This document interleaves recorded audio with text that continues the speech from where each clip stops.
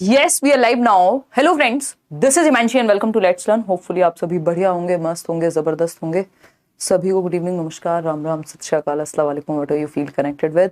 Start करते हैं session. I know हम लेट हैं, चलिए स्टार्ट करते हैं और समझते हैं कहानी क्या है. ये सेट रहेगा थर्ड, यानी ये ईवीएस का एक सेट लगाएंगे जिसमें 15 क्वेश्चंस पेडागोजी के होंगे और 15 क्वेश्चंस आपके कंटेंट बेस्ड होंगे, जिसमें से कुछ क्वेश्चंस एनसीईआरटी के और कुछ क्वेश्चन ये अपनी मर्जी से आपके 6, 7, 8 की साइंस से डाल देते हैं. कभी कभी इन जनरल कुछ कॉमन सेंस वाले क्वेश्चंस डालते हैं.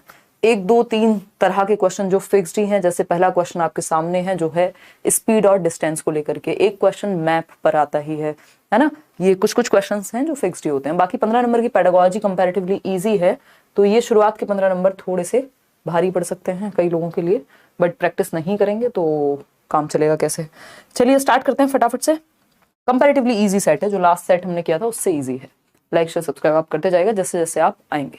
चलिए धन्यवाद संध्या. कोशिश रहेगी यार कि या तो टाइम चेंज करते हैं क्लास का या फिर टाइम पे शुरू कर दें. दोनों में से एक काम हो जाए, या तो 9:30 की क्लास हो जाए या फिर आपका जो टाइम है वो 9:15 पे शुरू हो जाए. इवेंचुअली उसको 9 बजे लाने का प्लान है, बट प्लान्स तो बहुत सारे होते हैं, होती कितनी चीज़ें इस पर डिपेंड करेगा. फटाफट से पोल में बताएंगे आप लोग. पहले ही सवाल का जवाब, ये थोड़ा सॉल्व करने वाला क्वेश्चन है तो इसमें समय आप थोड़ा सा ले सकते हैं. चलिए समझते हैं कहानी है क्या. ए ऑप्शन 68% लोग कह रहे हैं, जो कि एकदम गलत है. और जब मैं भी इसको एक बार बैठ के ऐसे देख रही थी तो सॉल्व किया तो यही निकल करके आया. बट ये आंसर सही है, लेकिन ये किलोमीटर पर आवर की स्पीड के हिसाब से सही है. प्रति घंटा पूछा होता तब ये सही थी. हमसे मीटर पर सेकंड पूछा है. मीटर पर सेकंड के लिए आपको जो भी किलोमीटर पर आवर निकल के आया है उसमें 5/18 से क्या कर देना है, मल्टीप्लाई कर देना है. इस बात को जरूर ध्यान रखिएगा. देखिए लास्ट में लिखा हुआ है मीटर पर सेकंड, है ना. मीटर पर सेकंड करते ही आंसर बदल जाएगा.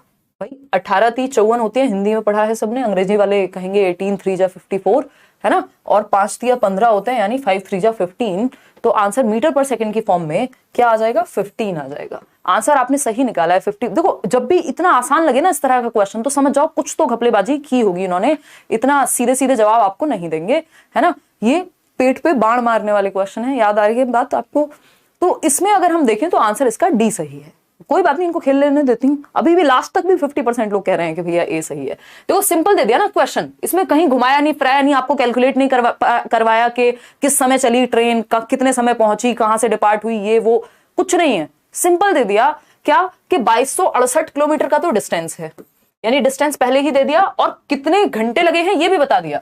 तो इतना प्यार थोड़ी है आपसे कि आपका टाइम बचवाने के लिए दे दिया होगा. ऐसा तो रेयर ही होता है कभी कि इतना सीधा क्वेश्चन दे दे, वो भी स्पीड, टाइम स्पीड डिस्टेंस वाला. तो 42 घंटे लगे. हमें पता है स्पीड निकालने के लिए एसडीटी का फॉर्मूला हम यूज करते हैं, स्पीड बराबर डिस्टेंस अपॉन टाइम. ठीक. अब सीधा सीधा जब आपने डिस्टेंस से इसको कर दिया क्या, और ये भी आप देख रहे हैं इवन नंबर्स में, जिसको 2 का पहाड़ा आता होगा वो भी सॉल्व करके 54 तो ले ही आएगा. तो इन्होंने कहा कि एक डिस्टेंस है त्रिवेंद्रम एंड गांधीधाम के बीच में जो 2268 किलोमीटर है. एक ट्रेन है जो 42 घंटे में पहुंच जाती है. एवरेज स्पीड आपको पूछी है रेलवे स्टेशन से दोनों सिटीज के बीच में इन मीटर पर सेकेंड. अब यहां तक आते आते तो कई लोग सो जाते हैं, कहते हैं यार कुछ नहीं है. इसीलिए क्वेश्चन को पूरा पढ़ के समझना बहुत जरूरी है. तो मीटर पर सेकंड पूछा है और ये हमसे घंटे के हिसाब से आया. वहां 42 घंटे दिए हुए थे टाइम की फॉर्म में, तो किलोमीटर दिए हुए थे और घंटे दिए हुए थे, तो भैया किलोमीटर पर आवर में आया था उत्तर. तो हमें चाहिए मीटर पर सेकंड में. तो सिंपल सा एक बात हमें याद रखनी है, 5 ज्यादा गणित में जाना नहीं है, 1 नंबर चाहिए. ईवीएस है वैसे भी, ये 5/18 से गुणा कर देनी है. तो जैसे आप 54 को, जो कि किलोमीटर प्रति घंटा की रफ्तार थी, 5/18 से गुणा करेंगे तो निकल के आंसर मीटर पर सेकंड में आ जाएगा 15 मीटर पर सेकंड. ठीक है जी. तो आंसर इसका डी था.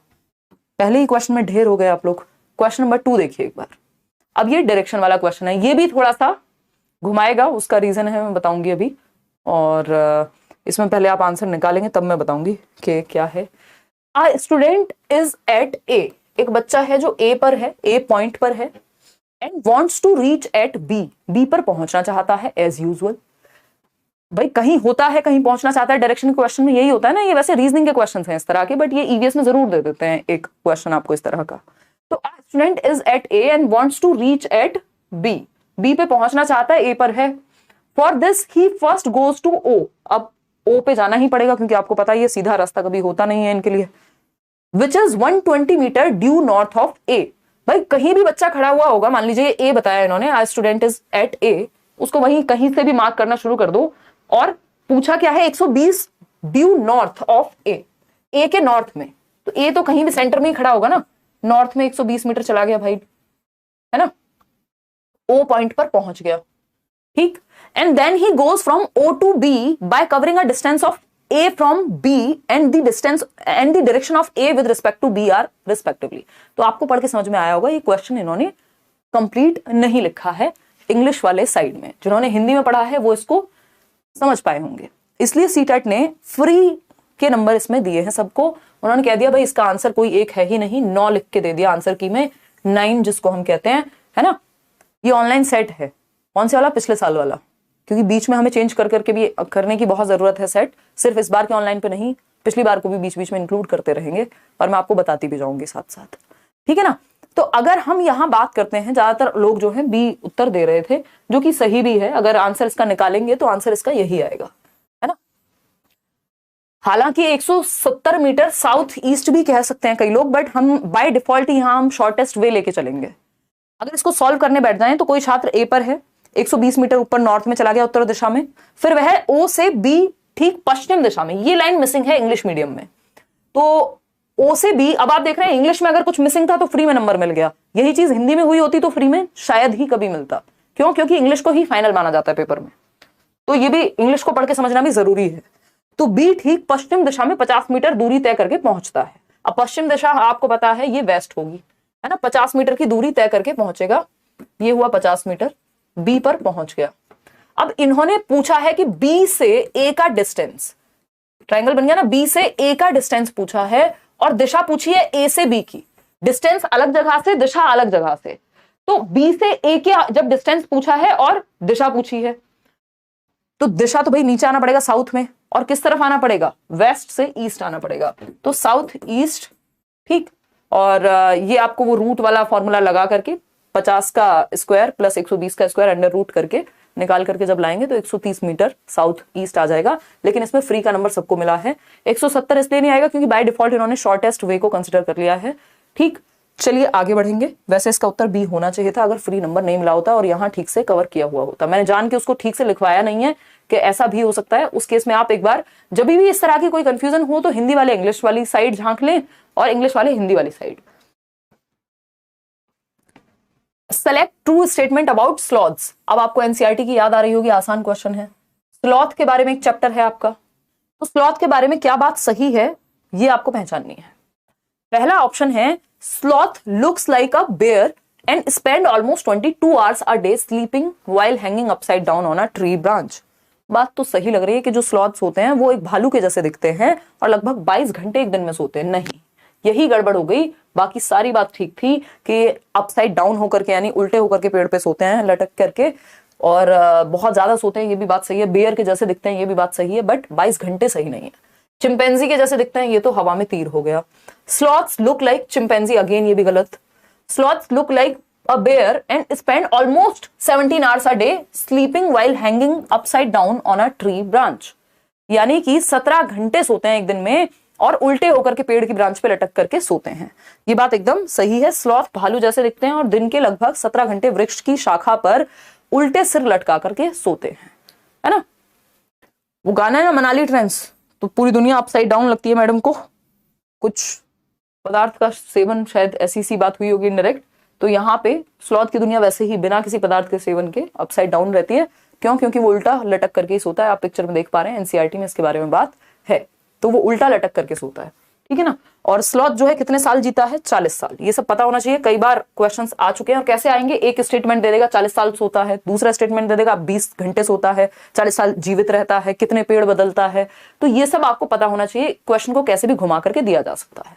तो स्लॉथ एक एनिमल है जो आपको दिखता है एक भालू के जैसा, looks like a bear but not a bear, और 40 साल जीता है। एक पेड़ पे लगभग 5 साल का समय व्यतीत करता है, क्योंकि 8 ट्रीज, लगभग 8 पेड़ों पे पूरा जीवन ये व्यतीत कर देता है 40 साल का। तो एक पेड़ पर 5 साल के करीब ऑन एन एवरेज ये रहता है। 8 से अगर हम डिवाइड करें 40 को तो 8 पंजे होते हैं 40।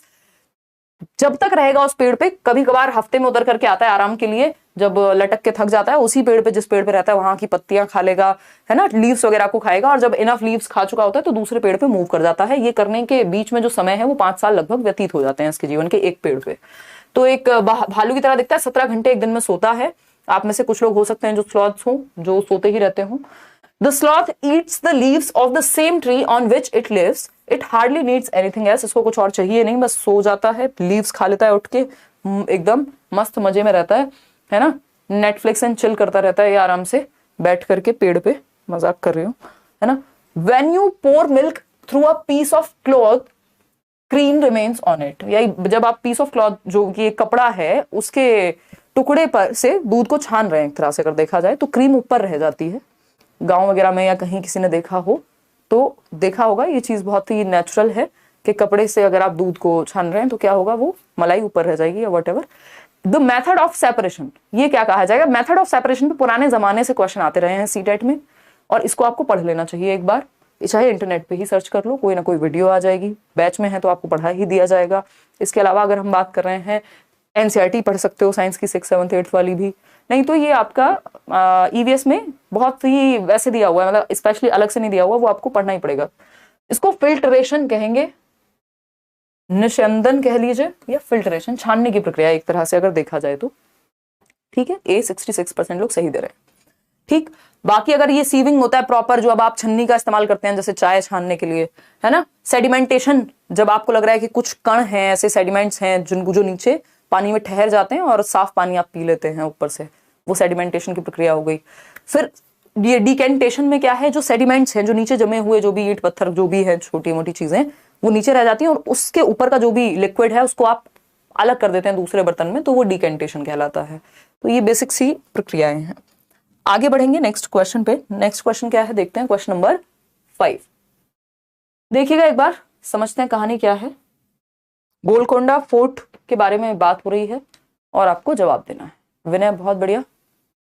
हाँ, हाथी वाला प्रश्न आएगा कि नहीं? बिल्कुल आएगा तरुण, एकदम आएगा हाथी वाला प्रश्न, और उसमें अगर गलतियां की आप लोगों ने तो बस बहुत दुख की बात हो जाएगी, है ना। हाथी वाला क्वेश्चन गलत करना मतलब पाप करना है, इसका मतलब आपने ईवीएस पढ़ा ही नहीं है। ठीक है जी, क्वेश्चन दिखाई नहीं दे रहे हैं मैम, तो कल से वैसे लिखवा देंगे। ये बड़े क्वेश्चंस हैं, आई थिंक आप ही ने कहा था कि इसको हम ऐसे रखेंगे, ये नए वाला स्टाइल अच्छा है, हम तो नहीं कहे थे। ईवीएस में मैथ, सही कह रहे हो यार, आधे तो ये क्वेश्चन मैथ के दे देते हैं, 2-3 क्वेश्चन कम से कम रीजनिंग वाले कह लो उसको, है ना। बैच लेना है, पेमेंट लिंक शो नहीं हो रहा है, अभी बंद है एडमिशन, सीटेट में ओपन है। और कोई कह रहा है सीबीएसई वाले हाथी को बाहर निकाल दिया क्या? नहीं नहीं है अभी। क्वेश्चन नंबर 5 है, ऑन द मैप, अभी शायद जल्दी ही आपको नए बैचेस देखने को मिल जाएंगे, सीटेट वाले बैचेस में आप एनरोल कर पाएंगे, उसके लिए वेट कर लो थोड़ा सा। On the map of Golconda fort given in the class 5 text book, कक्षा 5 की टेक्स्ट बुक में गोलकोंडा फोर्ट के बारे में बात हुई है, गोलकोंडा किले के बारे में बात हुई है। 1 centimetre distance is equal to a distance of 110 metres, यानी 1 सेंटीमीटर का डिस्टेंस यहाँ पर जब हम गोलकोंडा फोर्ट के मैप पे देखते हैं तो वो 1 सेंटीमीटर का जो डिस्टेंस है वो 110 मीटर के बराबर है। यानी एक्चुअल में अगर आप देखेंगे ग्राउंड पर, धरती पे अगर आप 110 मीटर चलेंगे तो गोलकोंडा फोर्ट की जो मैप है उसके अनुसार वो 1 सेंटीमीटर होगा। ठीक है, कुछ नहीं करना, आपको ज्यादा दिमाग नहीं लगाना, सिंपल गुणा करनी है। ठीक, on this map the distance between Fateh Darwaza and Jamali दरवाजा इज 10.7 सेंटीमीटर। अब दो दरवाजों के बीच का डिस्टेंस दिया हुआ है 10.7 सेंटीमीटर, और आपको बता दिया 1 सेंटीमीटर बराबर है 110 मीटर के। बस सिंपल गुणा करनी है आपको, क्या पड़ी है किसी चीज की, है ये करोगे बात खत्म। आ गया 1 किलोमीटर और 177 मीटर, सिंपल। DT+B के लिए रुक जाइए, नया बैच आ रहा है, जल्दी आ जाएगा, है ना, थोड़ा सा इंतजार कर लीजिए। 1.177 किलोमीटर, सिंपल आंसर है, कुछ नहीं किया, मल्टीप्लाई कर दिया, दैट्स इट। आगे बढ़ेंगे नेक्स्ट क्वेश्चन पे। तो ये आसान होते हैं क्वेश्चन, बट थोड़ा सा भय में आ सकते हैं कई लोग कि भाई ईवीएस में गणित दे देते हैं, बट 3 क्वेश्चन ऐसे मिल सकते हैं। आ ग्रुप ऑफ 3 स्टेट्स, अब ये भी क्वेश्चन फिक्स्ड ही है भाई, एक हमें पता है मैप का क्वेश्चन आ जाएगा, एक डायरेक्शन का क्वेश्चन दे देंगे, एक टाइम स्पीड डिस्टेंस का क्वेश्चन दे देंगे, एक ये जो ऐसा इस तरह का क्वेश्चन दे दिया मल्टीप्लिकेशन वाला। तो ये चारों क्वेश्चन बहुत ही कॉमन सेंसिकल क्वेश्चन थे, तो इससे आप बच नहीं सकते, इतना बेसिक गणित तो हमें चाहिए ही होगा ना। Question number 6, a group of 3 states having Bay of Bengal on one side is. भाई एक तरफ भारत के जब हम नक्शा देखते हैं या मैप देखते हैं तो हमें पता है एक तरफ अरेबियन सी है, दूसरी तरफ बे ऑफ बंगाल है, बंगाल की खाड़ी, नीचे इंडियन ओशियन है, ठीक है ना। ये तो बेसिक बात है, हम ईवीएस पढ़ते समय भी ध्यान में रखते हैं। और मैं इसको कैसे समझाने की कोशिश करती हूँ कि AOB है ये। AOB बोले तो ईस्ट में अरेबियन सी, ओ बोले तो इंडियन ओशियन को लिख दिया है यहाँ पे, या AIB भी लिख सकते हो। AIB की बात करते हैं हम, इंडियन ओशियन है सेंटर में यानी साउथ में, बिल्कुल नीचे मैप में, और ईस्ट ये साउथ में हो गया, और बे ऑफ बंगाल उल्टा लिख दिया है, वेस्ट में आपका अरेबियन सी, ईस्ट में बे ऑफ बंगाल।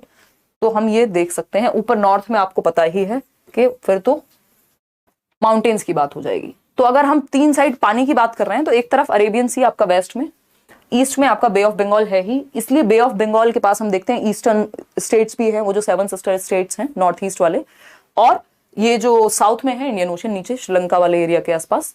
तो ये बेसिक सी बात है जो हमें ध्यान रखनी होगी। AIB से हम याद रख सकते हैं। AIB मैंने इसलिए लिखा है, अभी मैं मैप दिखाऊंगी तो आपको बेटर समझ में आएगा कि ये वाला जो मेरी, आपको पता ही है ड्राइंग स्किल्स कितनी खतरनाक है, तो ये बस समझने के लिए कि इधर आपका वेस्ट में अरेबियन सी, इंडियन ओशियन आए और बे ऑफ बंगाल ईस्ट में।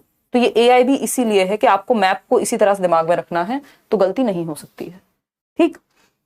तो खैर देखिए, कोशिश करिए जवाब देने की। सी ऑप्शन कह रहे हैं 62% लोग समझते हैं। अगर हम बात करें आंध्र प्रदेश की, महाराष्ट्र की, तो महाराष्ट्र तो भाई उधर हो ही नहीं सकता, बे ऑफ बंगाल मतलब उधर ईस्ट वाली साइड में होगा बंगाल की खाड़ी, ठीक। तमिलनाडु एक बार को हो सकता था, ओडिशा पॉसिबल है, केरला फिर इधर आ जाएगा, है ना। ओडिशा, आंध्र प्रदेश, तमिलनाडु समझ में आ रहा है, केरला नहीं, कर्नाटका, तो सी ऑप्शन ही सही है जो आप लोग दे भी रहे हैं। ओडिशा, तमिलनाडु और आंध्र प्रदेश बे ऑफ बंगाल के एक साइड में है, तट कह सकते हैं कि ये बंगाल की खाड़ी के तट पर है। इसको ऐसे भी आप देख सकते हैं अगर देखना चाहें तो। ये हुआ एक मैप, इस एक मैप को तो निकाल करके घर में और लगा ही लो, और नए वाला लगाना, क्योंकि अभी जब से बाइफर्केशन हुआ है लद्दाख और जम्मू एंड कश्मीर का, तो थोड़ा सा ये भी हमें यहाँ ध्यान रखना है। कई बार ये नेबरिंग स्टेट भी पूछ लेता है कि हिमाचल प्रदेश है लद्दाख के पास, या फिर ये पंजाब है, और आजकल तो एक वो क्वेश्चन यूटीज वाला भी पूछ रहा है। यूटीज समझ रहे हो ना, यूनियन टेरिटरीज। तो जब से वो लेह और लद्दाख, मतलब सॉरी लद्दाख और ये JNK अलग हुए, तब से ये क्वेश्चन घुमाने के लिए पूछ लिया जा रहा है। इसके अलावा अगर हम बात कर रहे थे, हम यही चर्चा कर रहे थे कि ये है अरेबियन सी आपका वेस्ट में, सेंटर में अगर या हम साउथ की बात करते हैं तो ये आपका इंडियन ओशियन यहाँ आ गया, ये लिखा हुआ है। और अगर हम ईस्ट की बात कर रहे हैं तो ईस्ट में of course Bay of Bengal ही होगा, और ये आपके 7 सिस्टर स्टेट्स आ गए, जो आपका समझने में आपके लिए मेघालय हो गया, त्रिपुरा हो गया, ठीक। तो बे ऑफ बंगाल इधर ईस्ट में। अब इसके हम तट पे देखें तो ओडिशा हो गया, आंध्र प्रदेश, नीचे तमिलनाडु, इन्हीं की बात हो रही थी। अगर अरेबियन सी के तट पे पूछ ले तो महाराष्ट्र, कर्नाटका, केरला, गुजरात, है ना।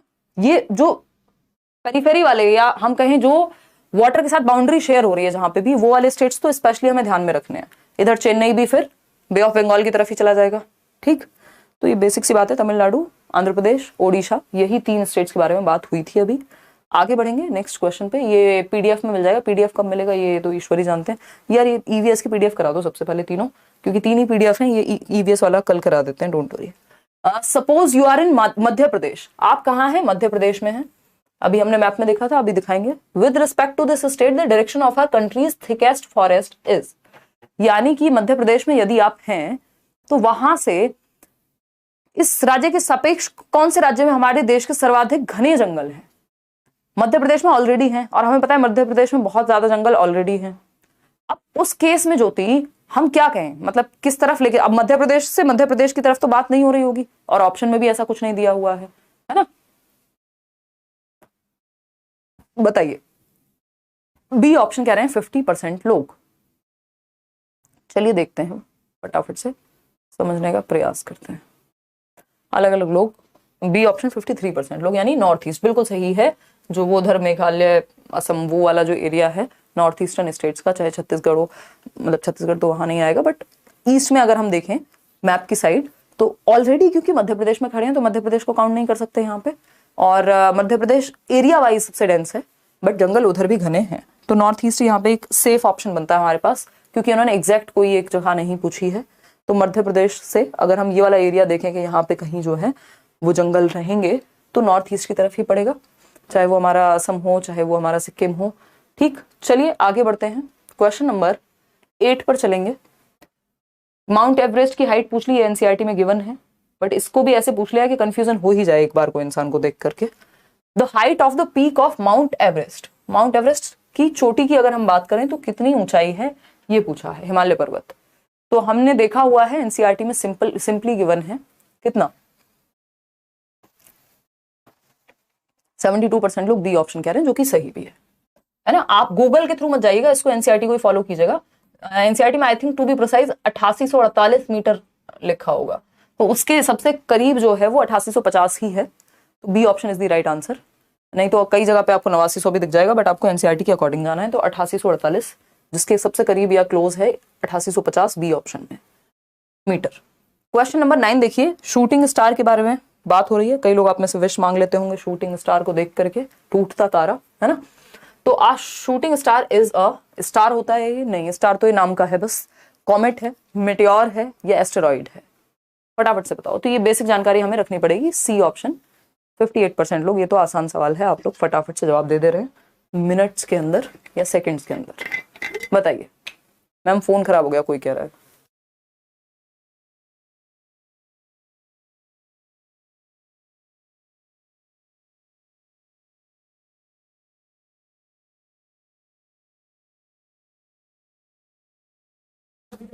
हाँ हाँ हाँ, चलिए आते हैं। C option 64%। उल्का पिंड कह रहे हैं कई लोग, बिल्कुल मेटेओर है ना, जो बेसिकली अर्थ के सरफेस से अगर टकराएगा तो फिर वो उसमें फायर एलिमेंट आ जाएगा और आपको लगता है मजे आ गए, बस विश मांगो, जैसे कि अभी निशा कह ही रही थी। तो एक मेटेओर है। क्वेश्चन नंबर 10 देखिएगा। क्वेश्चन नंबर 10 बताइए, एक बार जवाब दीजिए। मेरा फर्स्ट पेपर नहीं है, पढ़ने जा रही हूँ बीएड की वापस से। हाँ हाँ हाँ हाँ, कोई बात नहीं, जिनका पेपर 2 है उनको इसकी जरूरत ना के बराबर ही है, वो अपना एसएसटी या साइंस की एनसीईआरटी पढ़ें। Consider the following statements about the khejri tree, या खेजाड़ी ट्री बोल देते हैं इंग्लिश वाले, खेजड़ी वृक्ष के बारे में विशेषताएं पहचाननी है। This tree is mainly found in desert areas, Rajasthan में स्पेशली हम बात कर रहे थे, एक स्टोरी है एनसीईआरटी में राजस्थान में खेजड़ी ट्री के ऊपर, है ना, और वो बिश्नोईज वाली भी स्टोरी है, याद हो किसी को तो। फिर अगर हम बात करें, this tree can grow without much water, बिल्कुल सही बात है। वैसे भी अगर डेजर्ट एरिया में पाया जा रहा है तो कोई भी पेड़ डेजर्ट एरिया में तभी सर्वाइव कर पाएगा जब वो बहुत ज्यादा पानी की डिमांड ना करे, क्योंकि मरुस्थल है, यदि पानी की कमी है यदि पहले से ही, तो वहां पे तो रेगिस्तानी क्षेत्र में ऑलरेडी ही वो पेड़ सर्वाइव नहीं करेगा जिसको बहुत ज्यादा पानी की आवश्यकता होगी। This tree stores water in its trunk, वो फिर बनियन ट्री के बारे में बात हो रही है, याद आ रहा है ना। और एक और ट्री था ओक ट्री, तो वो आप देखिएगा कि ओक ट्री के बारे में बात हो रही है, जो वाटर ट्रंक में स्टोर करने वाली बात। The bark of this tree is used for making medicine and its wood is not affected by insects, ये बात एकदम सही है कि जो वुड है वो अफेक्ट नहीं होता, ज्यादा कीड़े नहीं खाते इसके लकड़ी को, खेजड़ी ट्री के। This tree has very few leaves, ये कहना गलत होगा क्योंकि इसमें एक अलग तरह की लीव्स होती हैं भर भर के, ठीक। तो ए बी और डी हमें यहाँ सही लग रहे हैं, सी और ई गलत है। उसका रीजन मैं आपको बता चुकी हूँ कि ये ओक ट्री के बारे में है, और दूसरा वेरी फ्यू लीव्स ऐसा नहीं है, वो भी ओक ट्री के बारे में ही है ना। बनियन ट्री वो होती है जो रूट्स उसकी नीचे लटकी हुई रहती हैं, वो रूट्स होती हैं। तो ये है खेजड़ी ट्री। ये सब एनसीईआरटी समरी में हम कर चुके हैं, और इस पे आप देख रहे हैं लीव्स की तो कहीं कमी आपको नहीं लग रही। और क्वेश्चन नंबर 11 पे चलेंगे। इसकी लकड़ी खराब नहीं होती, उस तरह से याद रख सकते हो। क्वेश्चन नंबर 11 देखिएगा एक बार और जवाब दीजिएगा। देखो थोड़े से लेंथी क्वेश्चंस तो अब बनने लग गए हैं, क्योंकि जब सिलेबस सेम है, एनसीईआरटी से क्वेश्चन पूछेंगे, सिंपल थोड़ी पूछ लेंगे वन लाइन में। क्वेश्चन नंबर 11 है, consider the following statement given by a student, एक बच्चे ने कोई स्टेटमेंट दिया है। I have come from an area where rainfall is very scarce, यानी बहुत कम है, दुर्लभ है, बारिश होती ही नहीं है, ना के बराबर होती है। It is very hot too, अब जहां बारिश नहीं होती है बिल्कुल, तो गर्मी भी ज्यादा है वहां पे। Our houses are made of mud, यानी किसके बने हुए हैं, मिट्टी के, या फिर मैं कहूं एग्जैक्ट वर्ड मिट्टी ही होगा, मड के बने हुए हैं। The walls of the houses are very thick, जो मिट्टी की दीवारें हैं वो बहुत थिक हैं, मोटी हैं, ताकि गर्मी कम अंदर आए। And also plastered with mud, plaster भी किससे किया हुआ है, मड से, मिट्टी से। The roofs are made of thorny bushes, यानी जो छत बनाई गई है वो भी झाड़ियों से बनाई गई है ताकि गर्मी कम से कम रह सके। ये सब हमने एनसीईआरटी में हाउसेज वाले चैप्टर में पढ़ा है ना। फ्रॉम अ विलेज ऑफ, कहां से, राजस्थान ही होगा ना ऑफ कोर्स भाई। एक तो पानी की कमी है, बारिश होती नहीं है, दूसरा मड से बना रहे हैं, फिर थॉर्नी बुशेस भी रख रहे हैं, तो लद्दाख में तो बुशेस बहुत ज्यादा अवेलेबल नहीं होंगी। अगर हम बात कर रहे हैं किसकी, जो रूफ्स हैं उनके बाद थॉर्नी बुशेस, तो बहुत ही सीधा तरीका होता है पहचानने का कि राजस्थान की बात हो रही है, ठीक है ना। और थिक है, मड की दीवारें हैं, वो सारी बातें। असम में आपको पता ही है, फिर वो बैम्बू पिलर्स पे बनते हैं 3 to 5 मीटर की ऊंचाई पे घर, क्योंकि बारिश बहुत ज्यादा होती है। उत्तर प्रदेश में नॉर्मल घर बनेंगे, तो प्लेन वाला एरिया हो गया जिसमें हम बात कर चुके हैं। लद्दाख में अगेन फिर अलग तरह के घर थे, जिसमें फर्स्ट फ्लोर मतलब ग्राउंड फ्लोर पे एनिमल्स रहते थे, फर्स्ट फ्लोर पे लोग रहते थे। तो C option is the right answer. Manali में अलग तरह के होंगे। निशा भी मनाली घूम के आई हैं, बता रही थी एक दिन।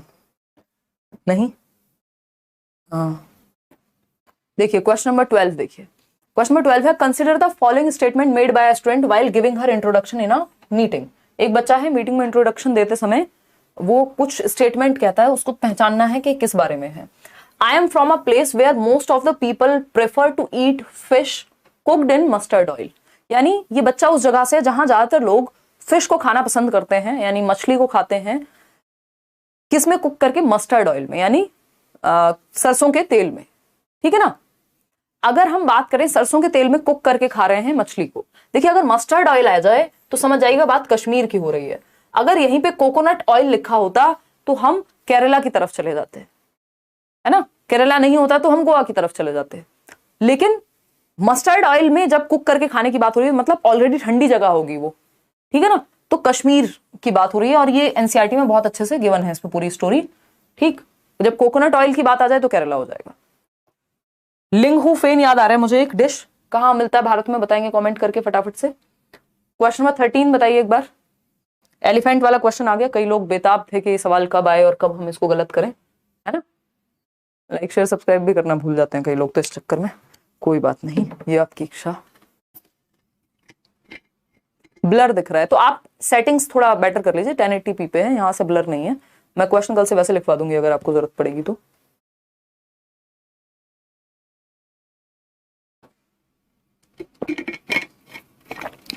कोई तो बोल रहा है कि हिंदी में भी पढ़िए क्वेश्चंस के ऑप्शंस, ठीक है जी, हिंदी में भी पढ़ लेंगे। वैसे मैं हिंदी में बता देती हूँ आपको ट्रांसलेट करके। Select correct statement from the following options. An adult elephant can eat more than 2 quintals यानी 220 kilogram of green leaves and twigs in 1 day. यानी एक वयस्क हाथी जो है एक दिन में 2 क्विंटल तक जो है 200 किलोग्राम से भी अधिक हरे भरे पत्ते और झाड़ियां खा लेता है। किसको लग रहा है ये सही है? मैं देखना चाहती हूँ कौन से वो लोग हैं जो इतने, देखो हाथी वाले क्वेश्चन में आपको बस नंबर्स हल्के से इधर उधर करेगा और आपका मामला खराब। जैसे 20% लोग, 21% लोग अभी भी ए ऑप्शन कह रहे हैं, 66% लोग सही भी दे रहे हैं। देखो एक अडल्ट एलिफेंट खाता तो ज्यादा है, और बोला भी जाता है ना हाथी पालना आसान है उसको खिलाना मुश्किल, तो मतलब ज्यादा खाता है इतनी बात पक्की है। लेकिन 2 क्विंटल नहीं, 1 क्विंटल 100 किलोग्राम तक एक दिन में लीव्स एंड ट्विग्स, 200 किलोग्राम नहीं, ये ध्यान रखना। ये बहुत बार सेम रिपीट हुए हैं ऐसे options. Because of their heavy weights most elephants like to take too much rest after eating. ये गलत फहमी है। हाथी बहुत बड़ा शरीर है, वेट है, सब कुछ है, बट सोता बहुत कम है, 2 से 4 घंटे, है ना, 2 से 4 घंटे। तो बनना है तो हाथी बनिए नींद के मामले में, स्लॉथ मत बनिए 17 घंटे सोने वाला, है ना। Even a 3 month old baby elephant generally ways about 200 kilograms. यानी जो 2 महीने का भी बच्चा होता है हाथी का, वो भी 200 किलोग्राम तक वजन रखता है। इसीलिए इस 200 किलोग्राम में आपको कंफ्यूज किया था ऊपर कि 2 क्विंटल के आसपास 3 महीने के हाथी के बच्चे का वेट होगा। ये बात सही है। On an average most elephant sleep for 9 to 10 hours in a day. ये बात जो है एकदम खराब है कि 9 से 10 घंटे सो जाते हैं। मैंने अभी बताया 2 से 4 घंटे सोते हैं, और हैवी वेट होने के कारण बहुत लंबा रेस्ट चाहिए होता है। नहीं, और रेस्ट कैसे लेते हैं अगर रियल में हम देखें, रियल में अगर हम देखें तो रेस्ट वो मड से खेल के अपना लेते हैं। मतलब रेस्ट लेने का तरीका उनका कि वो गीली मिट्टी टाइप की चीजों से, मड से खेल के, कीचड़ में खेल के मजे करेंगे हाथी। तो ये कहा जा सकता है कि 3 महीने की आयु का जो बच्चा है उसका भार जो है 2 क्विंटल यानी 200 किलोग्राम के आसपास होगा। सिर्फ एक ही बात सही है, बाकी तीनों बातें गलत हैं इसमें। क्वेश्चन नंबर 14 देखिएगा। Select the group which can be recycled after use. अब ये क्वेश्चन बहुत ही कॉमन सेंस वाला क्वेश्चन है। ये आपको ऐसे अलग से किताब में नजर नहीं आएगा कहीं, बट आपको ये कॉमन सेंस से ही समझ जाएंगे आप। इसके आसपास के कुछ चैप्टर्स हैं। Select the group which can be recycled, मतलब वो ग्रुप रिसाइकल वाला आपको ढूंढना है जिसका चक्रण संभव है, रिसाइकल संभव है, जिसको रिक्रिएट कर सकते हैं आप। पॉलीथीन नहीं, पॉलीथीन बैग को इसलिए तो बैन किया जा रहा है कि रिसाइकलेबल उस हद तक है ही नहीं वो। बेडशीट्स हाँ हो जाएंगे, पेपर भी हो जाएगा, बैटरीज, मोबाइल फोन्स, उसमें भी कुछ एस्पेक्ट्स होंगे। तो ये ऑप्शन तो भाई एक भी अगर गलत ऑप्शन हुआ तो वो पेयर बन ही नहीं पाएगा। प्लास्टिक बॉटल आ गई है ना, कुछ रिसाइक्लेबल होंगी, सारी थोड़ी होंगी। आयरन नेल्स मतलब वो जो लोहे की कीलें होती हैं, ग्लास बॉटल कांच वाली तो हो ही जाएगी। स्टील मग, कार्डबोर्ड बॉक्स ये भी पेपर का ही होगा, तो ये सब तो हो जाएंगे। आयरन नेल्स को भी आप कोई भी फॉर्म दे दो, तोड़ के फोड़ के वॉट पिघला के। Leather bag, wooden table, plastic waste, ना ना ना। तो ये फूलदान जो वास है वो भी नहीं होगा, प्लास्टिक का है ना। तो सी ऑप्शन एकमात्र सही उत्तर है। जो तीनों ऑप्शंस यहाँ पे या जो चारों के चारों आपके पेयर है, मतलब वो है ग्रुप पूरा सही बना है जो रिसाइक्लेबल है। बाकी में कोई ना कोई एक ऐसा ऑप्शन है जो रिसाइक्लेबल नहीं है। अब खाने को लेकर के कई लोगों को भूख लग जाएगी ये क्वेश्चन देख के, क्योंकि सबसे ऊपर ही लिखा है छोले भटूरे, है ना। निशा को तो लग ही गई है। अगर हम बात करें तो कॉलम 1 में कुछ खाने का आइटम लिखा हुआ है, कॉलम 2 में वो जगह लिखी हुई है। अब आपको मैच करना है कौन सी जगह पे क्या खाना मिलता है। पहला ऑप्शन है छोले भटूरे।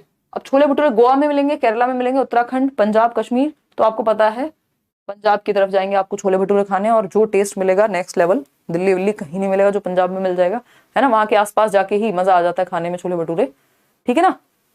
देखिए हे भगवान। फिर आता है नेक्स्ट, बॉइल्ड टेपियोका विद करी made using coconut oil. Coconut oil Kerala, याद कीजिए। और ये है भी आपके चैप्टर में एनसीईआरटी के 3rd to 5th के, है ना। तो केरला में खाएंगे कोकोनट ऑयल के साथ टेपियोका, जो साबुदाने को ही बोलते हैं ना, मतलब kind of. Fish cooked in mustard oil, mustard oil again Kashmir चले जाइए, बहुत बढ़िया। See fish cooked in coconut oil, तो मैंने अभी बात की थी कि कोकोनट ऑयल के केस में या तो गोवा या तो केरला, अब डिपेंड करेगा वो क्वेश्चन क्या है। अब टेपियोका की बात हो जाती है तो केरला की तरफ चले जाते हैं, और यहीं जब बात सी फिश की हो रही है तो गोवा चले गए। कोस्टल एरियाज है ना। तो कैसे मैच करा हमने, छोले भटूरे कहाँ दिख रहे हैं आपको, ई के साथ, तो 1 जो है वो ई के साथ मैच होगा, यहाँ पे भी, एक ही ऑप्शन हटा पाए हम।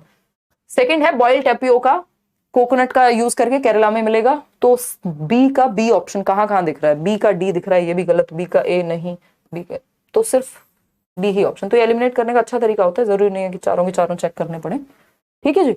आगे बढ़ेंगे, D option is the right answer. Next question क्या है, क्वेश्चन नंबर है 16। अब आपके वो पेडागोजिकल क्वेश्चन शुरू हो गए, बाकी के 15 नंबर में आपका ये जो कंटेंट वाले क्वेश्चंस थे वो समाप्त हैं, और इसमें बहुत टॉपिक रिपीट होते हैं जो पेडागोजिकल क्वेश्चंस हैं। Select a suitable assessment task for class 4 students of EVS. आकलन का तरीका, कैसे आकलन करेंगे, कैसे जांचेंगे कक्षा 4 के बच्चों को ईवीएस के बारे में, उनकी नॉलेज को। Writing questions answers of the chapter on floating and sinking, सिर्फ एक चैप्टर देंगे और क्वेश्चन आंसर लिखने को क्या देंगे, जहां बच्चा सबसे ज्यादा एक्टिव है उसके साथ जाएंगे। Performing the activity to observe sinking and floating, कोई एक्टिविटी परफॉर्म कराएंगे, एक्सप्लेन कर देंगे डेफिनेशन को, लिस्ट दे देंगे ऑब्जेक्ट्स की। तो ना तो एक्सप्लेन करने में बच्चा उतना एक्टिव है, ना लिस्ट देने में, ना क्वेश्चन आंसर लिखवाने में। सबसे ज्यादा जो एक्टिव है बच्चा, उसके सबसे ज्यादा सेंसेस इन्वॉल्व होंगे कोई एक एक्टिविटी परफॉर्म कराने में, जो है to observe sinking and floating, कि कौन सी वो चीजें जो पानी के अंदर डूब जाती हैं, कौन सी वो चीजें जो फ्लोट कर जाती हैं, ठीक है ना। तो ये सबसे ज्यादा एक्टिव जो है बच्चा यहाँ पे होगा। तो परिभाषा कोई बहुत अच्छा तरीका नहीं हुआ, डूबने और तैरने की प्रक्रिया का अवलोकन करने के लिए क्रियाकलाप करना, एक्टिविटी करा दीजिए आप, वो सबसे बेटर तरीका है। जहां बच्चा सबसे ज्यादा एक्टिव है, चाहे वो असेसमेंट में हो चाहे वो लर्निंग के दौरान हो, वही तरीके बेस्ट हैं। क्वेश्चन नंबर 17 देखिए, और ये आसानी से कराया भी जा सकता है क्लास में, कि आप एक जार लेके आए जिसमें पानी हो, कुछ चीजों को डुबा करके दिखाएं, कुछ को घुलनशील दिखाएं, कुछ को तैरने वाली दिखाएं। क्वेश्चन नंबर 17 देखिए, art and craft should be integrated in EVS teaching because it promotes. यानी जो आर्ट एंड क्राफ्ट है, कला एवं कौशल का समावेशन पर्यावरण अध्ययन में करना चाहिए, क्योंकि यह क्या प्रोत्साहित करता है। यानी आर्ट एंड क्राफ्ट एजुकेशन से आप डिफरेंट चीजें बना रहे हैं, पेपर से या डिफरेंट चीजों से, जो भी वेस्ट मटेरियल है आसपास, उसको इंटीग्रेट करने का क्या रीजन है ईवीएस की कक्षा में।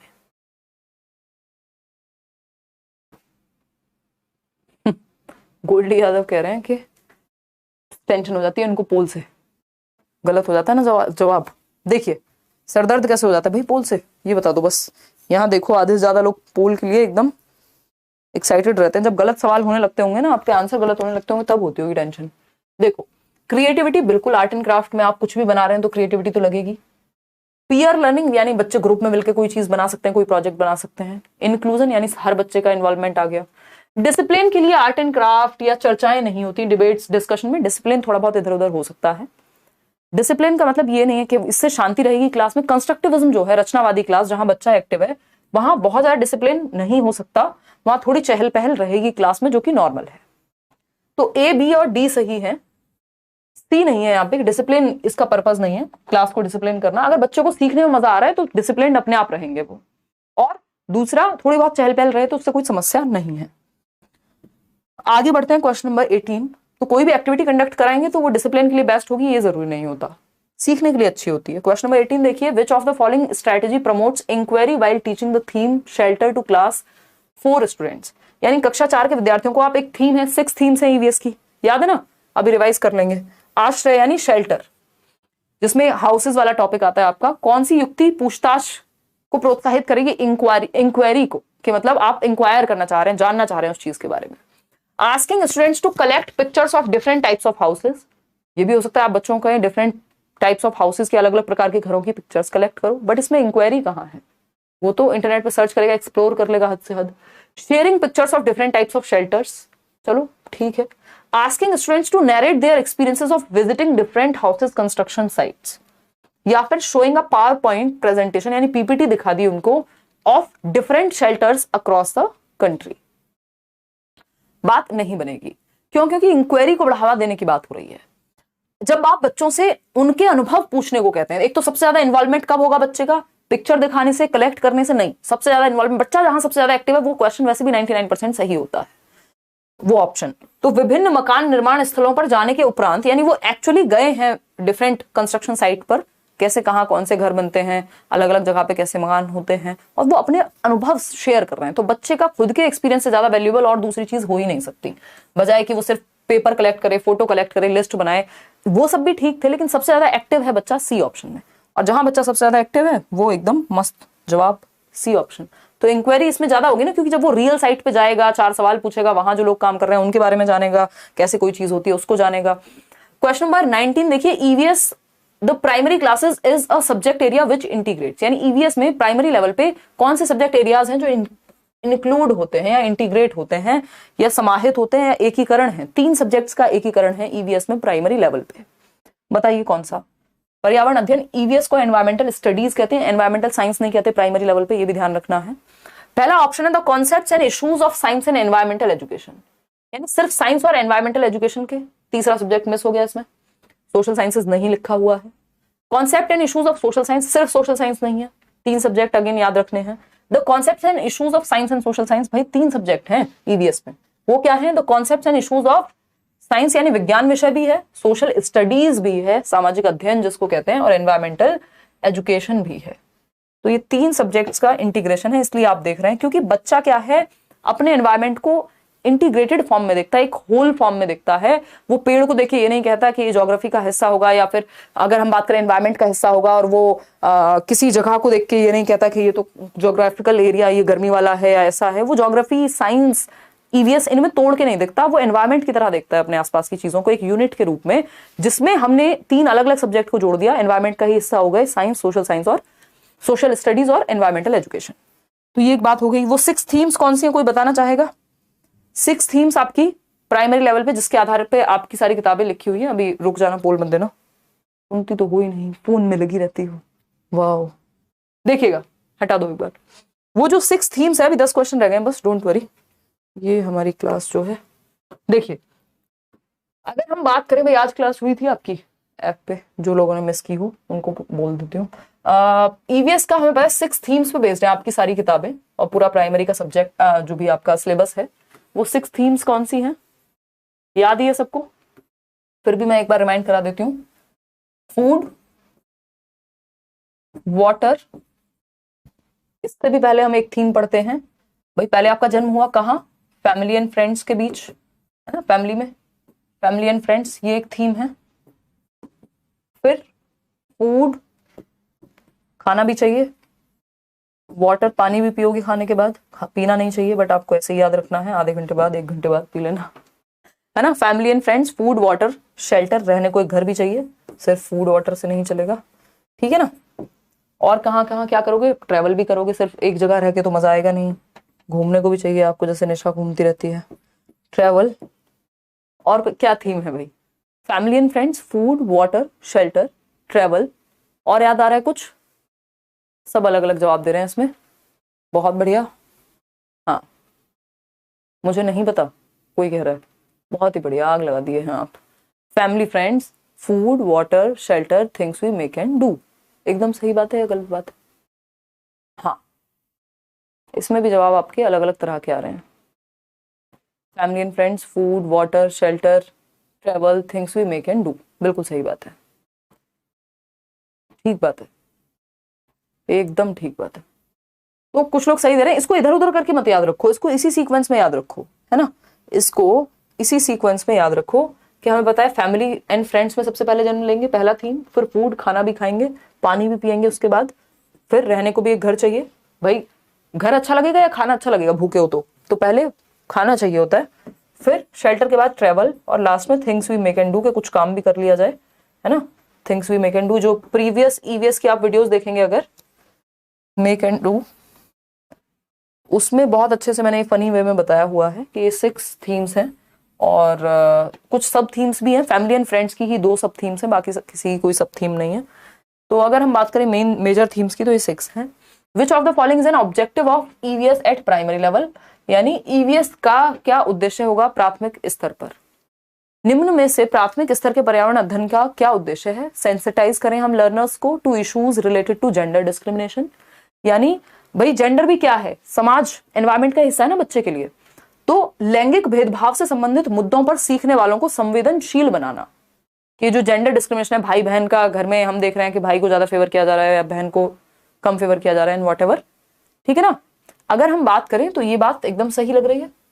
To develop simple models from locally available materials, ये कोई ऑब्जेक्टिव नहीं है पूरे प्राइमरी लेवल का 6 से 11 वर्ष तक के बच्चे के लिए कि सिर्फ वो सिंपल मॉडल बना ले locally, one of the objective हो सकता है। To gradually prepare students for upper primary science concepts, ये एकदम खराब बात है, ये सिर्फ कोई यही उद्देश्य नहीं होता कि आप अपर लेवल पे जाने के लिए वो प्रिपेयर हो जाएं।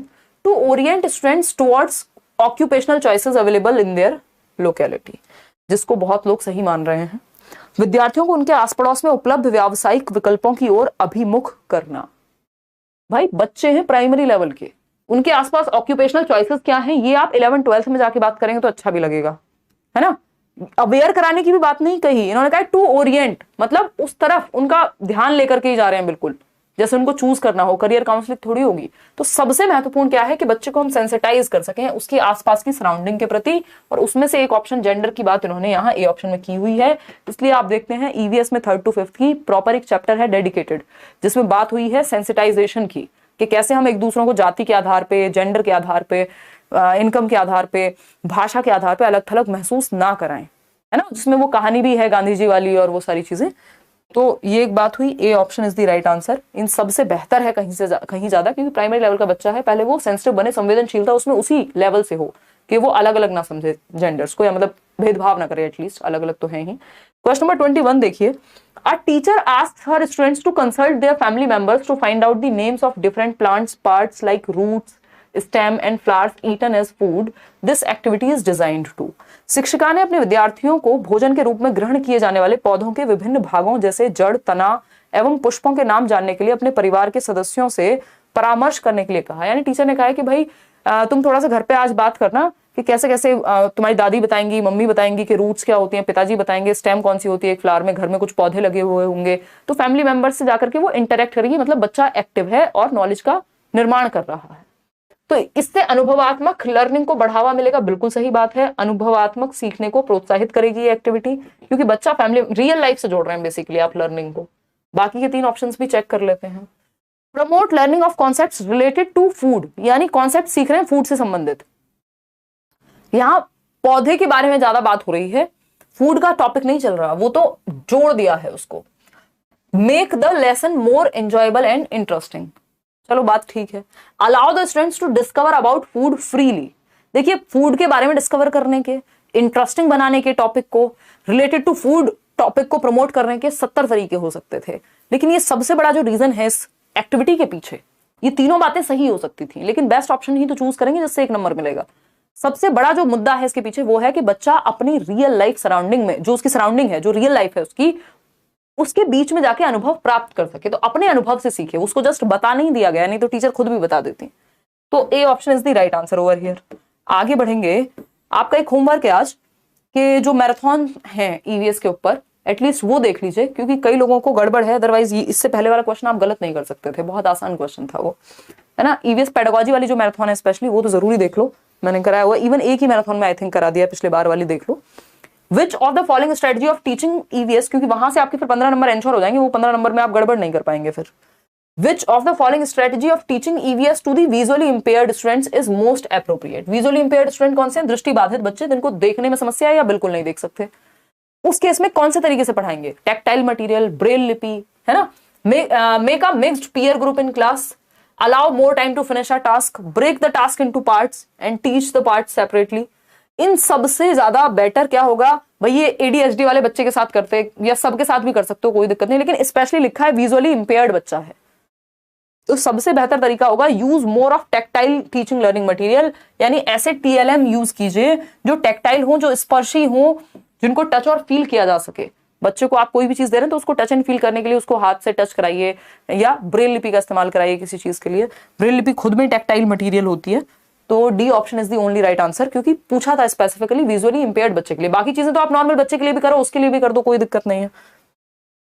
The most appropriate stage of the lesson plan, यानी जब आप क्लासरूम में जाने से पहले लेसन प्लानिंग करते हैं एज अ टीचर, भाई लेसन प्लानिंग ही तो है, ये पीपीटी आपकी बनी होगी, क्वेश्चंस चूज किए होंगे, है ना, फिर उसके बाद सोचा होगा कि यहाँ पे ये एग्जांपल दिया जा सकता है, या फिर इस तरीके से हम पढ़ने वाले हैं, ये पिक्चर लगाई जाएगी बीच में, तो उसमें क्या है, वो क्यों लगाया गया है, लेसन प्लानिंग का हिस्सा है। टीचर को लेसन प्लानिंग करके जानी चाहिए, क्लास में जाने से पहले लेसन प्लान बनना चाहिए, पाठ योजना बननी चाहिए। आपने बीएड, बीटीसी, डीएलएड कुछ भी किया होगा, लेसन प्लानिंग की होगी, चाहे कई लोगों ने फॉर्मेलिटी के लिए ही कर ली हो, है ना।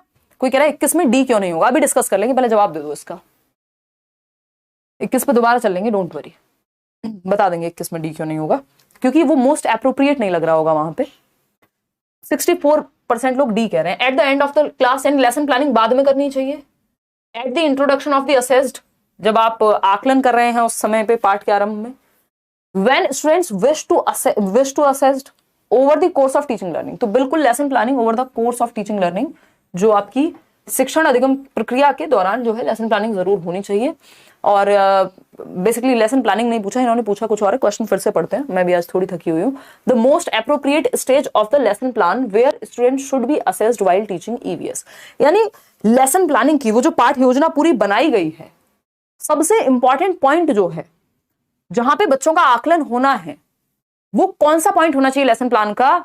जब बच्चे का आकलन किया जाए, जब उसको जांचा जाए, तो ये during the course of teaching learning process हो अगर आकलन, तो सबसे बढ़िया। जैसे अभी हम पढ़ भी रहे हैं और आपका आकलन भी साथ में चल रहा है, आप पोल में जवाब भी दे पा रहे हैं। तो over the course of teaching learning process lesson planning में वो जगह होनी चाहिए कि आप कुछ पढ़ा रहे हैं, साथ में आकलन भी कर ले रहे हैं। क्वेश्चन नंबर 24, 21 को लास्ट में देखेंगे, अभी पहले ये 30 कंप्लीट कर लेते हैं। You have to assess your students EVS projects and give them quick feedback.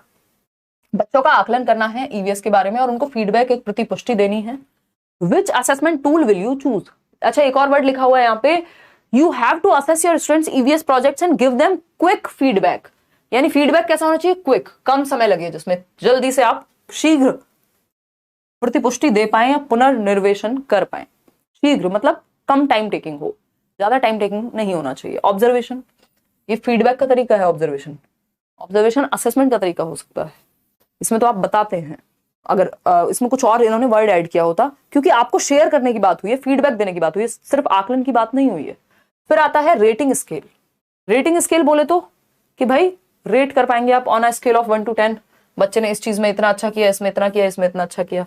Checklist में ये 10 चीजें थी, उनमें से 5 चीजें हैं, 3 चीजें नहीं है, या 5 चीजें हैं, 5 चीजें नहीं है। पीयर असेसमेंट, एक दूसरे से आकलन कराएंगे तो इसमें समय लगेगा, और फीडबैक देने की बात हुई है, सिर्फ असेसमेंट की बात नहीं हुई है। तो रेटिंग स्केल में भी आपका टाइम लगता है, क्योंकि आप अलग अलग क्वालिटीज को रेट करेंगे, है ना, बच्चे की इतने में से इतना। लेकिन चेकलिस्ट यहाँ सबसे अच्छा तरीका है, क्योंकि आपके पास ऑलरेडी अलग अलग क्राइटेरिया होंगे, उसके बेसिस पे चेकलिस्ट आपके पास होगी, इस चीज में टिक लगाना है, इसमें नहीं लगाना है। रेटिंग स्केल में फिर भी आपको सोचना पड़ेगा रेट करने के लिए, और उसमें समय लग सकता है कंपैरेटिवली। तो रेटिंग स्केल सबसे ज्यादा जो है यहाँ पे, चेकलिस्ट कम समय लेगी बाकी ऑप्शंस के मुकाबले। भाई पढ़ लो पहले क्वेश्चन ने क्या पूछा है, आंख बंद करके बस पीयर असेसमेंट मत कहो। ये नहीं कहा कौन सा तरीका सबसे बढ़िया है, ये पूछा क्विक फीडबैक देना एक प्रोजेक्ट के बारे में, एक प्रोजेक्ट बनवाया है और उसके बारे में quick feedback as a teacher देना है, उसके दोस्तों से नहीं दिलवाना है, तो डी इसलिए नहीं हो सकता। रट्टे मत लगाओ वर्ड्स के। क्वेश्चन नंबर 25 देखिएगा क्या कहता है, the objective of assessment of EVS learning is that, यानी पर्यावरण अध्ययन में सीखने का आकलन करने का उद्देश्य क्या होता है, हम बच्चे का आकलन क्यों कर रहे हैं, उसने कैसे सीखा। Teacher gathers information about the students achievement. देखिए objective of assessment of EVS यानी जो सीख चुका है उसका आकलन। It is a way of teaching rather than evaluation. It provides feedback about students progress in mastering new knowledge. It informs about students learning to provide support for the next step. ये भी सही है, ये भी सही है, ये भी सही है, ये भी सही है, चारों सही है। गलत तो कोई है ही नहीं, है ना, गलत तो कोई है ही नहीं। हाँ, शालिनी कह रही है मानसी दी आप बहुत अच्छा पढ़ाती हैं, आपके नोट्स और क्लास से सीटेट क्लियर हो जाएगा। बिल्कुल हो जाएगा शालिनी, है ना, मतलब आप ये बता रहे हैं, ये पढ़ने में थोड़ा कम्युनिकेशन गैप हमारे बीच आ जाता है ना, हो सकता है आप ये कह रहे हो कि हो ही जाएगा टाइप वाली बात, ठीक है ना, बिल्कुल हो जाएगा, कोई दिक्कत नहीं है। बस प्रीवियस ईयर साथ में करते रहना है, मतलब वो हम कर ही रहे हैं साथ में, बस क्लास एक क्लास भी डेली अटेंड कर लोगे ठीक से, और जो बाकी काम है नोट्स का प्रीवियस ईयर का मैराथन वगैरह देख लो यार थोड़ा। आपकी क्लास की नोटिफिकेशन नहीं मिल पाती है मैम, आपकी क्लास की नोटिफिकेशन नहीं मिल पाती है। हाँ मैं समझ रही हूँ राहुल, आजकल ये हो जा रहा है क्योंकि कभी आगे पीछे चल रही है क्लास। कोशिश करेंगे बिल्कुल एग्जैक्ट 9 बजे का समय बना पाए इसके लिए, कल देखते हैं ट्राई करके। 58% लोग सी कह रहे हैं it provides feedback about students progress in mastering. एक बार टेलीग्राम चैनल ज्वाइन कर लो ना, क्योंकि उससे क्या होगा, मैं एक बार शेयर कर ही देती हूँ लाइव जाने से पहले वहां। A teacher gathers information about the students achievement. देखो objective of assessment of EVS learning, कितना आता है इसका ऑब्जेक्टिव, इसको असेस करने का क्या होगा, इंफॉर्मेशन गैदर करने को मिल जाएगी कि बच्चे ने कितना प्राप्त किया है, कितना जानता है वो। शिक्षक विद्यार्थियों की उपलब्धि के विषय में जानकारी एकत्र कर पाएगा, ये एक ऑब्जेक्टिव सीखने का आकलन। असेसमेंट ऑफ लर्निंग की बात हो रही है, असेसमेंट एज लर्निंग की बात नहीं हो रही है।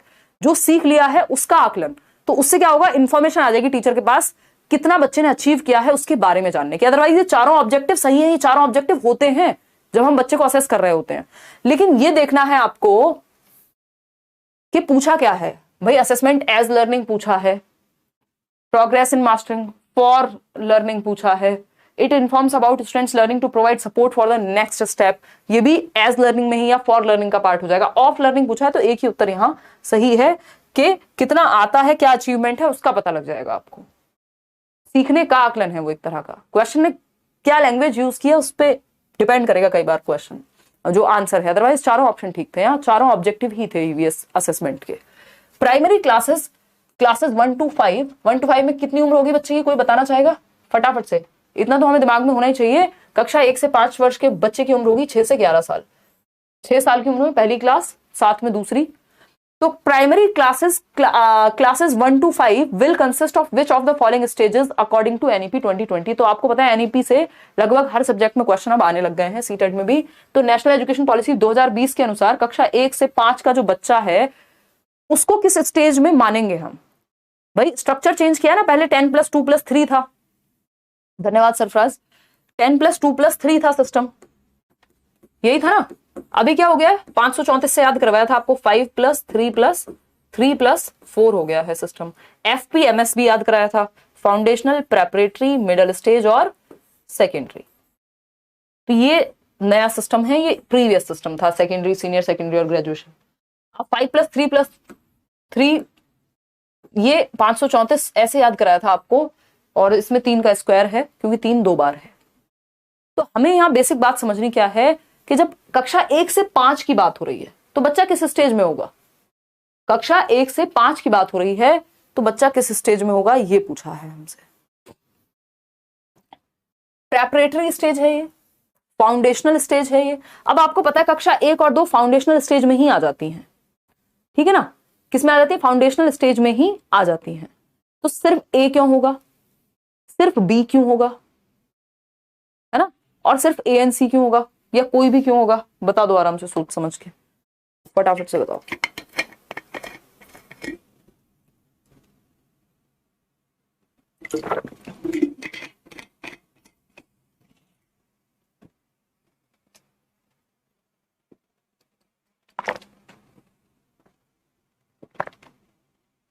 तो 55% लोग सही उत्तर दे रहे हैं, 24% लोग पता नहीं क्यों ये कह रहे हैं।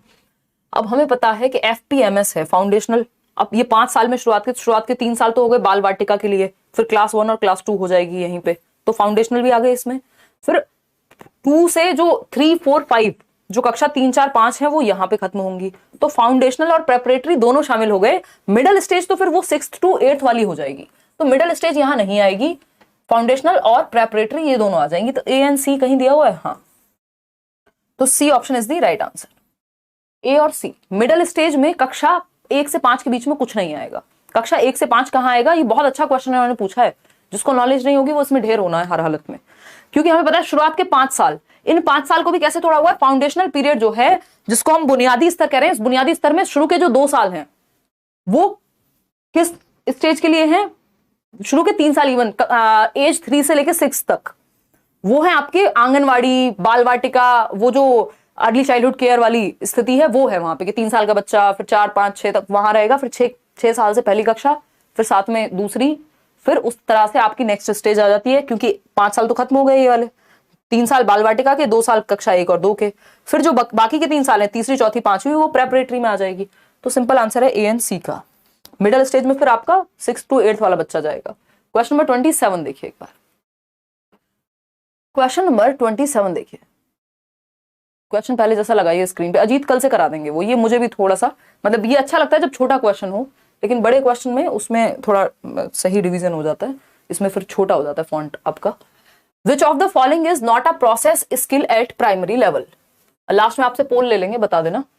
विच of the following is not a process skill eight primary level, process skill आपको पता है जिसमें थिंकिंग, रीजनिंग, इमेजिनेशन, इस तरह की स्किल्स आपकी यूज होती हैं, उनको प्रोसेस स्किल कहा जाता है। मैंने ये जो मैराथन है ईवीएस की उसमें बताया हुआ है, जैसे ऑब्जर्वेशन हो गया, इन्फरेंस, बाद में कंक्लूजन निकालना है, मैपिंग है ईवीएस में, है ना, और इस तरह की जो चीजें और भी 2-4 इसमें हैं, एग्जैक्टली मैं रिकॉल नहीं कर पा रही हूँ। तो मैपिंग बिल्कुल आएगा, मैपिंग में आपका जो ब्रेन है वो यूज होगा अच्छे से, कौन सी दिशा में कौन सी चीज है, कौन सा स्टेट है, ऑल प्रोसेस स्किल में आता है। डिफाइनिंग वेरिएबल ऑपरेशनली नहीं। रिकॉलिंग फैक्ट्स बिल्कुल भी नहीं। टेस्टिंग हाइपोथेसिस मतलब not a process skill, sorry उल्टे चल रहे हैं हम इसमें। रिकॉलिंग फैक्ट्स जो है बिल्कुल एक प्रोसेस स्किल का हिस्सा नहीं होना चाहिए कायदे में।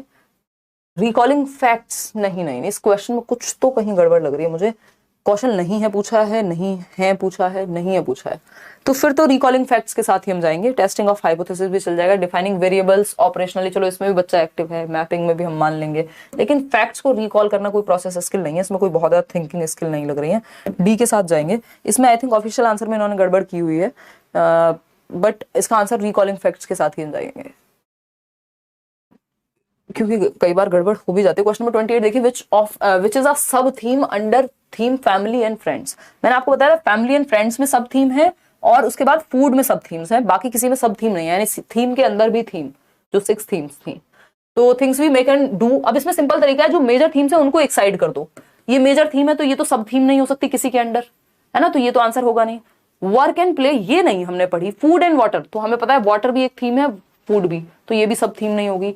शेल्टर भी एक बड़ी थीम है, तो एक ही उत्तर बचता है वर्क एंड प्ले। जिनको नहीं भी पता था सब थीम क्या है वो भी एलिमिनेट करके इस आंसर तक पहुंच सकते थे। वर्क एंड प्ले ये आपकी फैमिली एंड फ्रेंड्स की थीम के अंदर आ जाएगी। क्वेश्चन नंबर 29 देखिएगा, ये क्या कहता है। क्वेश्चन नंबर 29 कहता है कि which of these is a divergent question. Divergent मतलब दिशाओं में सोचने वाला क्वेश्चन, ओपन एंडेड क्वेश्चन, मुक्त उत्तर वाला प्रश्न। A teacher of EVS will ask her students to promote creativity। रचनात्मकता वैसे भी डीसी साथ में चलते हैं, सीसी साथ में नहीं चलते। डीसी समझ रहे हो ना, डाइवर्जेंट थिंकिंग और क्रिएटिविटी। तो रचनात्मकता कुछ नया सोचने के बारे में कौन सा एक टास्क अच्छा है जो बच्चों को दिशाओं में सोचने के लिए कहेगा। पहला ऑप्शन है what are the steps of harvesting onions starting from sowing onion seeds in the soil. कौन से स्टेप होते हैं जब आप प्याज की फसल लगा रहे हैं, तो बोने से लेके काटने तक के स्टेप पूछे हैं। तो स्टेप में तो आपको याद रहना चाहिए, कुछ नया थोड़ी बना दोगे कि आप कुछ क्रिएटिवली बोओगे इस बार। अनियन जो है, अनियन को एकदम अलग तरीके से लगाओगे, तो उसके तो फिक्स्ड स्टेप हैं। ये तो क्लोज एंडेड क्वेश्चन हो गया, यानी ये तो कन्वर्जेंट थिंकिंग लगेगी इसमें। What step will you take to reduce air pollution in metro cities like Delhi. अब इसमें दिमाग खुलेगा, इसमें आप अंतहीन चीजों पर सोच सकता है बच्चा दिशाओं में। कोई पहले से डिफाइंड स्टेप्स नहीं है, यस और नो का आंसर नहीं है, 4 ऑप्शन नहीं बताने, मल्टीपल चीजें सोच सकता है अलग अलग दिशाओं में, ओपन एंडेड क्वेश्चन, क्रिएटिविटी आएगी बच्चों की निकल करके। तो ये बात बिल्कुल सही लग रही है। Will you separate salt from, how will you separate salt from salt, sorry salt from salt solution. अब ये भी एक प्रोसेस है फिक्स्ड, जिसमें वो बता देगा, ये वाला कॉन्सेप्ट आप यूज कर लीजिए। Why leaves have green colour, अब इसका भी रीजन होगा, वन वर्ड आंसर हो जाएगा या डेफिनेशन हो जाएगी। लेकिन ये लिमिटेड नहीं है, इसमें बच्चे की क्रिएटिविटी बाहर निकल के आ सकती है। बी ऑप्शन, कि अगर मेरे जो पिताजी हैं वो अकेले गाड़ी लेके जाते हैं सुबह, माता जी को भी साथ ले जाएं अगर दोनों जॉब पे जाते हैं तो, या फिर पब्लिक ट्रांसपोर्ट का यूज कर लें, या आसपास सारे जो नेबर्स हैं वो 4-4 लोग एक साथ जाने लगे काम पे, या वॉटेवर, मतलब वो बहुत सारी दिशा उसमें हो सकती है सोचने की। क्वेश्चन नंबर 30 देखिए, आज के लिए लास्ट क्वेश्चन है। The dynamic, holistic and experiential nature of EVS. Holistic बोले तो समग्र है, डायनेमिक है, चेंज होता रहेगा, फ्लेक्सिबल है, एक्सपीरियंशियल यानी अनुभव देता है, रियल लाइफ से जोड़ता है। Learning by students is best assessed, कैसे आकलन करेंगे इस चीज का, बच्चे को एक्टिव रख के ही करेंगे जब नेचर इतना एक्टिव है किसी सब्जेक्ट का। तो पेन पेपर टेस्ट करा के, ओरल टेस्ट करा के, जी नहीं। रेटिंग स्केल, चलो रेटिंग स्केल कुछ हद तक सही है, लेकिन बहुत कम समय में या उस तरह का कुछ क्वेश्चन तो पूछा होता हमसे। भाई आपको ये देखना है सब्जेक्ट भी एक्टिव है और उसको एक्टिवली असेस कैसे कर सकते हैं। तो हमारे पास जब ऑप्शन है तो हम इसके साथ जाएंगे ऑथेंटिक असेसमेंट स्ट्रेटेजीज। तो ऐसी रियल लाइफ से जुड़े कई सारे टास्क हो सकते हैं जो इसमें आ जाएंगे ऑथेंटिक असेसमेंट स्ट्रेटेजीज में, जिसमें आप बच्चे के अनुभव, कोई प्रोजेक्ट या कुछ इस तरह का उससे बनवा सकते हैं, जिसमें वो होलिस्टिकली अपनी सारी नॉलेज को यूज कर पाए और एक्टिवली वो ज्यादा एक्टिव हो बजाय कि सिर्फ ओरल टेस्ट से या सिर्फ रेटिंग स्केल से। तो ये एक बेसिक सी बात हुई। सेशन आपको पसंद आया होगा। ये पीडीएफ आपको टेलीग्राम पे मिल जाएगी। किसी को 21 नंबर क्वेश्चन में किसी ने कहा था कि डी क्यों नहीं हो सकता, एक बार देखते हैं। हाँ, ये है क्वेश्चन नंबर 21, पढ़ते हैं एक बार। लास्ट क्वेश्चन है, कल मिलेंगे। कल पूरी कोशिश है कि 9 बजे मिले। अच्छी लग रही है आप, अच्छा धन्यवाद ज्योति जी। थकान की हमारे हालत खराब है। देखिए, a teacher asks her students to consult their family members, यानी एक टीचर है जो पूछती है कि फैमिली मेंबर्स को भाई कंसल्ट कर लो जाकर के, to find out the names of different plant parts like roots, stem and flowers. Basically एक सिंपल बात क्या है कि शिक्षिका ने अपने विद्यार्थियों को भोजन के रूप में ग्रहण किए जाने वाले पौधों के भिन्न भागों जैसे जड़, तना एवं पुष्पों के बारे में, कि भाई आप टमाटर खाते हो तो वो क्या होता है, या जो भी किसी भी फॉर्म में अगर फ्लावर्स यूज हो रहे हैं फूड में तो वो कौन से पार्ट को क्या कहते हैं, ये पूछा है। कौन सी एक्टिविटी इसके लिए डिजाइन होनी चाहिए, तो आप कह रहे थे कि allow the students to discover about food freely. अब यहां पर क्या ये क्वेश्चन इसलिए कि फ्रीली एक्सप्लोर करने के लिए तो घर वालों से पूछने की कोई जरूरत नहीं थी। सिर्फ घर वाले थोड़ी जो फ्रीली एक्सप्लोर करने देंगे। आप बच्चे को किसी बगीचे में भेज सकते थे, है ना, कोई मूवी देखने को कह सकते थे, खुद से नेचर में ऑब्जर्व करने को कह सकते थे, है ना। बहुत सारे तरीके थे कि फूड के बारे में फ्रीली अगर डिस्कवर करना है तो ट्रैवल करके भी कर सकते थे, 70 तरीके थे। लेकिन क्योंकि आप उसके जीवन से जुड़ना चाह रहे हैं, इसी को एक्सपीरियंशियल लर्निंग कहते हैं, कि अनुभव के आधार पर सीखना, वो भी अनुभव फैमिली मेंबर्स से जाकर के डायरेक्ट कनेक्ट करना, कम्युनिटी रिसोर्स जिसको हम बोलते हैं, तो ज्यादा अप्रोप्रिएट ऑप्शन जो है वो ए है। ये तो मैंने आपको शायद बताया भी होगा जब हम बात कर रहे थे कि 4 ऑप्शन सही हैं। और ऐसे पेडागोजी के आज बहुत सारे क्वेश्चन थे जिसमें 4 ऑप्शन सही हैं, लेकिन आपको बेस्ट चूज करना पड़ेगा एग्जैक्टली किस तरफ लेके जा रहा है क्वेश्चन आपको। तो वो हिंट दे देता है जब फैमिली मेंबर्स से जुड़ने की बात हो रही है, यानी आपके अनुभव, आपकी रियल लाइफ से जुड़ने की बात हो रही है। आउट ऑफ 30 क्वेश्चंस कितने ठीक हुए वो आप कमेंट करके बताएंगे। और कई लोग 29 कह रहे हैं, बहुत बढ़िया है ऐसे सेट में अगर आपके 29 क्वेश्चंस, क्योंकि इसकी पेडागोजी भी कंफ्यूज करती है कई बार ईवीएस की। और ये टेलीग्राम चैनल पे आपको जो तीनों क्लास का पीडीएफ है, पहले ईवीएस का मिलेगा फिर बाकी क्लासेस का मिलेगा। कई सारे पीडीएफ पेंडिंग है इस बार, है ना। चलिए ध्यान रखिए अपना, कल मिलते हैं। Bye bye. 9:50